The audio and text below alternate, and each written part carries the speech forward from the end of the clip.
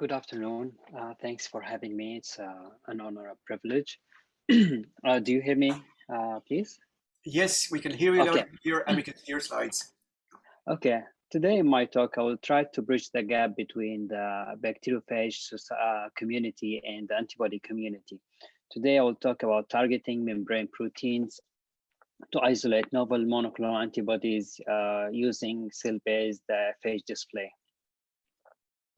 So antibodies, they are large glycoprotein. They composed of two identical heavy and light chain linked to each other by disulfide bonds. The variable domains are responsible for the antigen recognition and binding, and they include three hypervariable loops known as the CDRs. The dimerization of the variable heavy and variable light gather six hypervariable CDR loops together, they form the antigen binding site known as the paratope. Antibodies, they represent 60 to 70 of the top 10 selling drugs worldwide. They are expensive and hard to produce. Kohler and Milstein received the 1984 Nobel Prize in Physiology and Medicine for developing the groundbreaking hybridoma technology, which facilitated the isolation of antibodies and their subsequent production in the laboratories. Although hybridoma is innovative, although hybridoma is innovative and are still commonly used to produce antibodies as research reagent, the mouse-derived antibodies have limited therapeutic efficacy. Patients treated with mouse-derived antibodies will develop a HAM response, human anti-mouse antibody response, which accelerate the antibody clearance and could result in undesirable allergic reaction upon repeated administration. Antibody engineering techniques were subsequently utilized to create chimeric or humanized antibodies by utilizing the mouse variable region or the CDRs in conjunction with the human constant region in order to maintain the target specificity and reduce the HAM response. However, the aforementioned types of antibodies are still far from being perfect. Thus, the majority of fully human antibodies are now generated using hybridoma technology in transgenic animals models or by antibody phage display. So the M13 bacteriophage, which belong to the group of filamentous bacteriophage, which can only infect E. coli strains that express the F. pylus, the M13, they are the most commonly used phage for antibody and peptide display. The M13 causes a chronic infection in its host where it continuously releases new phages. The single-strand DNA consists of 9 genes encoding 11 proteins. 5 of them are code proteins. The protein A is the most abundant, which forms the envelope. The remaining 4 code proteins, namely 3, 6, 7, 9, they present in 5 copies each. The discovery of smaller recombinant antibodies format like the single chain FV or nanobodies or Fab has helped to advance the antibody phage display technology. These smaller fragments are easier to express in bacteria compared to fully monoclonal antibodies, which required extensive disulfide bond formation. These antibody fragments are introduced and cloned as gene fusion with the bacteriophage protein 3 gene under the control of weak promoter in the phage-med vector.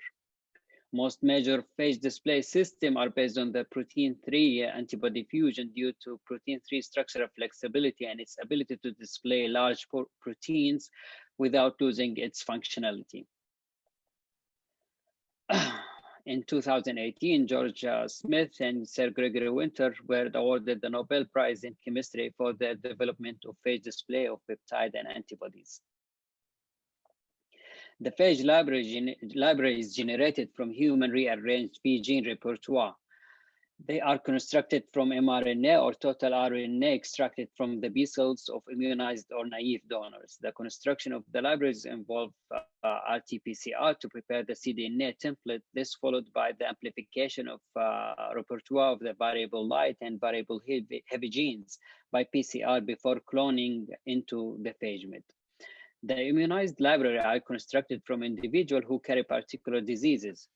a disease, which such metastatic cancer or specific infection. The antibody isolated from this library tend to have much higher affinity for the desired antigen than antibodies isolated from naive library of comparable size, because the variable heavy and the variable light genes fragment have undergone the natural in vivo maturation process. On the other hand, the naive library represents the germline diversity of antibody repertoire. These libraries are generated from healthy donors without bias toward a particular disease state, and they are used to yield antibodies against unlimited range of antigens. So the biopanic process is an affinity amplification and enrichment process. Usually, when purified antigens are available, they can be presented to the phage library, antibody phage library, by immobilization on solid surface like ELISA or immunotube. After the phage library exposed to the immobilized antigen, unbound phage are usually washed away. To recover the high affinity antibodies from the immobilized antigen, different elution conditions can be utilized, like using low pH buffer or using trypsin as a proteolytic cleavage enzyme. This population can be amplified by infecting the fresh bacterial host cells. The amplified population can be subject to further rounds of selection to obtain even fitter binders. This process usually between 3 to 5 rounds. When you think about it, this illustration, it's really the essence of the phage display. It's like fishing, exactly. It's like fishing. Individual clones from the round of biopanning exhibiting the maximum enrichment level are then further screened by ELISA to determine the individual phage isolates with high specificity toward the antigen, the targeted antigen. Then the positive clones can be analyzed by sequencing to identify the unique clones and then reformatted into the desirable antibody format. So antibodies, there is no need for animal immunization. You can isolate antibody against toxic or non-immunogenic antigens faster than hyperdoma, and you can release antibodies that are fully human in sequence. 2 decades after McCarthy and Winter seminal report in the 90s, there are 14 antibodies have been approved and more than 70 in clinical trials. The majority of these antibodies are generated by companies owned library like Cambridge or Morphosis. Look at the size of the libraries, so huge. Too many antibodies in clinical trials from this library. And as I said, 14 approved and many to come. And these antibodies that generated from the phage display, they cover different medical conditions, including immunological diseases, cancer, infectious diseases, ocular diseases, almost all kinds of diseases. Membrane proteins are attractive target for drug discovery, especially antibody discovery. They represent more than 44% of all human drug targets. However, membrane proteins outside their hydrophobic environment of the cell membrane, they can aggregate, they can become structurally different than their native structure. Sometimes they are difficult to express. Purifying process is hard, and after doing all of this, maybe you will not get the protein in its natural conformational structure.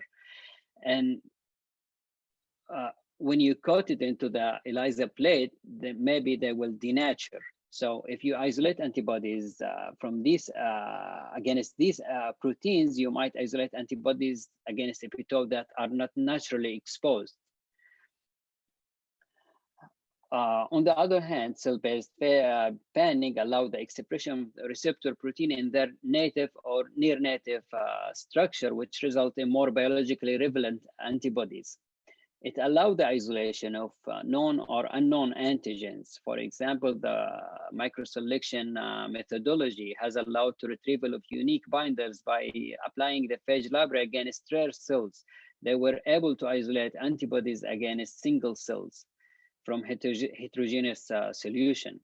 Also, you can use it if in the case of unavailability of the targeted antigen in pure form.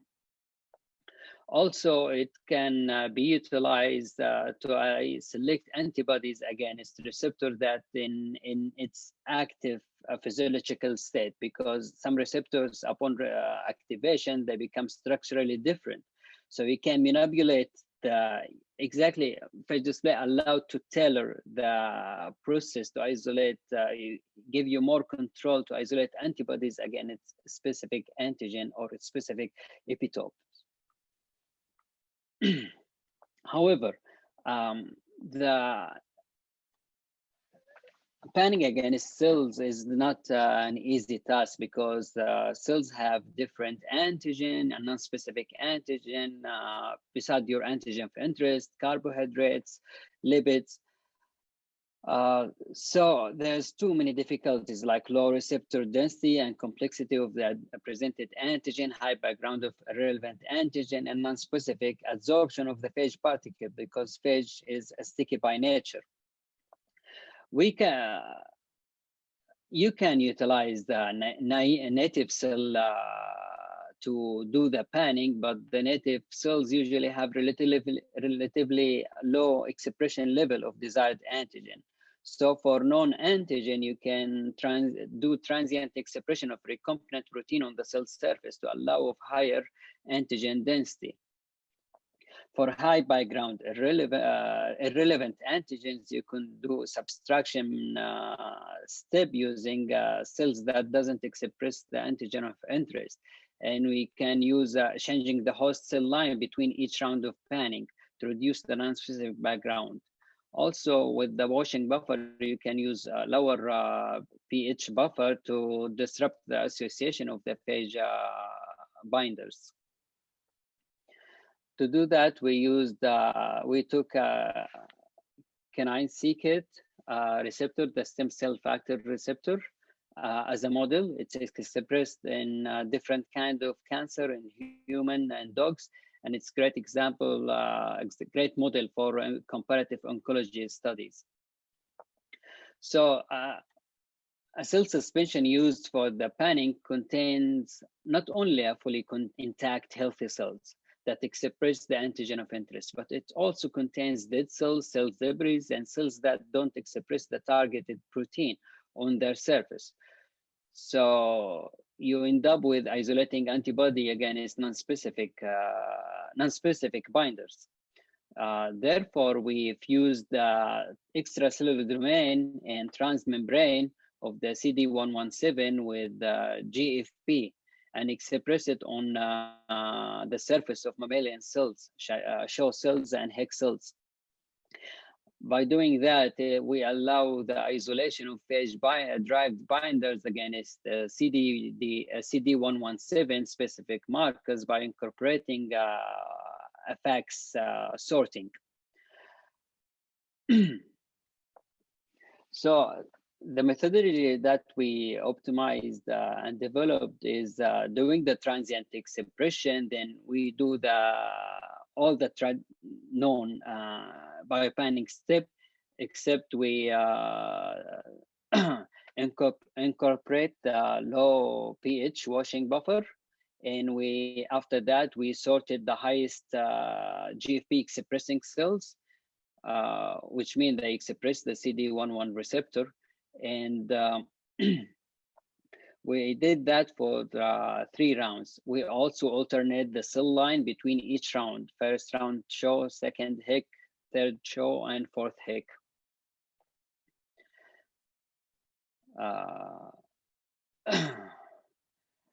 By doing that, we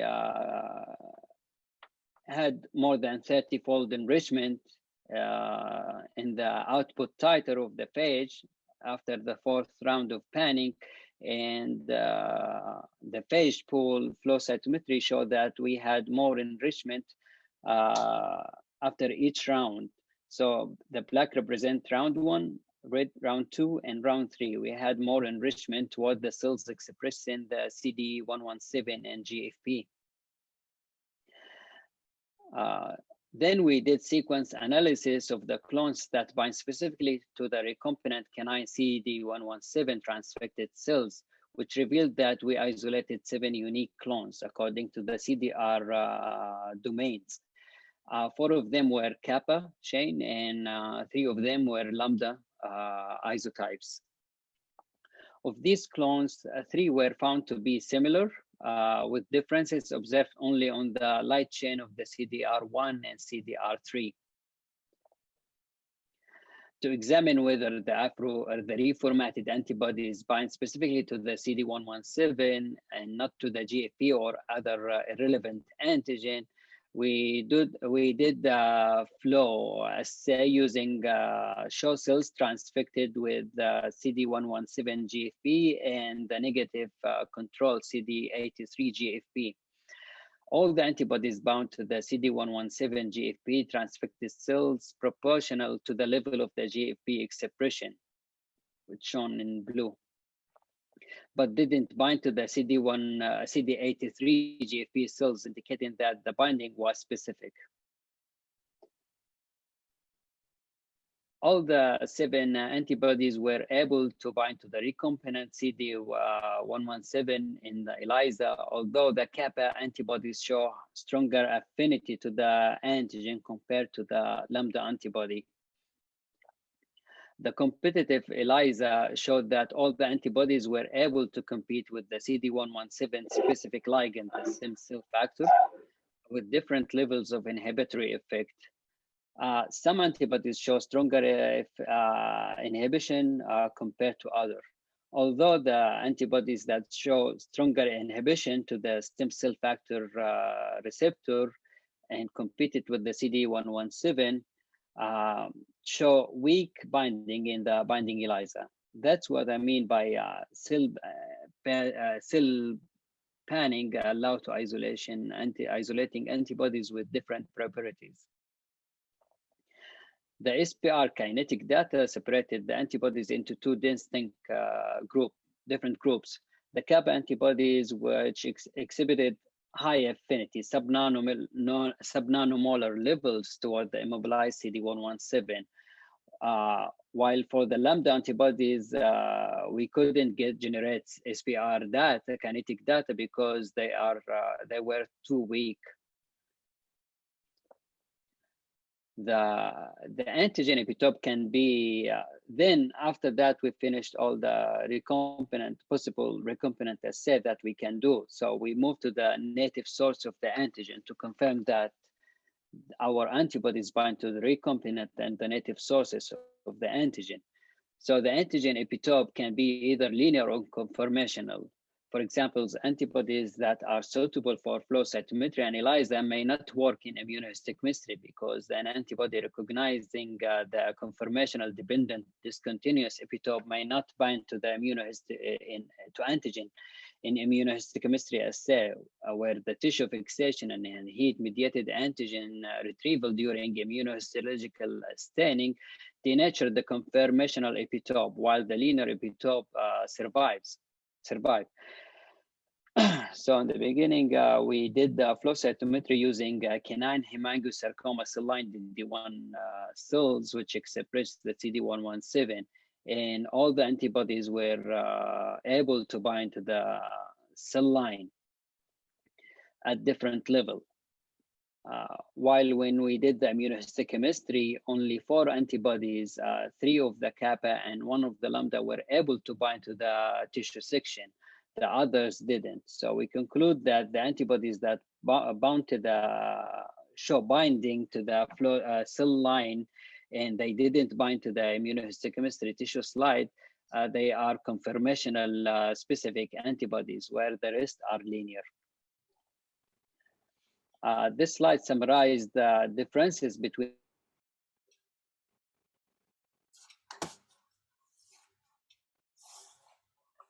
in the recombinant and different behavior among the assays, which I think we cannot, which I think by doing the traditional method, we cannot generate such a data. To sum up, there are 14 approved antibody derived from phage display, cell-based panning allow to isolate antibody against different epitope. The traditional affinity assays does not represent the actual antibody performance, and the cell-based panning protocol it's not like a plug and play protocol. It should be optimized for each antigen individually. Thank you so much.